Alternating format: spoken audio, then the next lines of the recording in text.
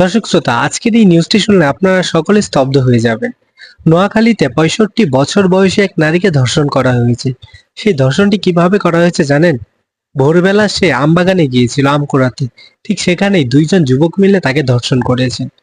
প্রিয় দর্শক, আসসালামু আলাইকুম। ইউনিক নিউজের আজকের নতুন একটি নিউজ নিয়ে হাজির হয়েছে আমি বিয়াস আপনাদের মাঝে। আজকে নিউজে থাকবে নোয়াখালীতে 65 বছর বয়সী এক বৃদ্ধাকে ধর্ষণ করা হয়েছে। এবার বুঝুন দর্শক শ্রোতা, মানুষ ঠিক কতটা খারাপ হলে এরকম কাজ করতে পারে, মানুষ ঠিক কতটা নিচুর মন মানসিকতা হলে এরকম কাজ করতে পারে যে 65 বছর বয়সী এক বৃদ্ধ নারীকে ধর্ষণ করতে পারে। তাদের মন মানসিকতা কেমন? তারা কি মানুষ নাকি জানোয়ার? এটা নিয়ে এখন প্রশ্ন তুলতে হয়। আসলে মানুষ কিভাবে পারে এরকম বৃদ্ধ একটি মানুষকে ধর্ষণ করতে? বিস্তারিত আমি আপনাদেরকে শোনাচ্ছি দর্শক শ্রোতা। নোয়াখালীর সেনাবাগ উপজেলার কাদরা ইউনিয়নে আম কুড়াতে গিয়ে ধর্ষণের শিকার হয়েছেন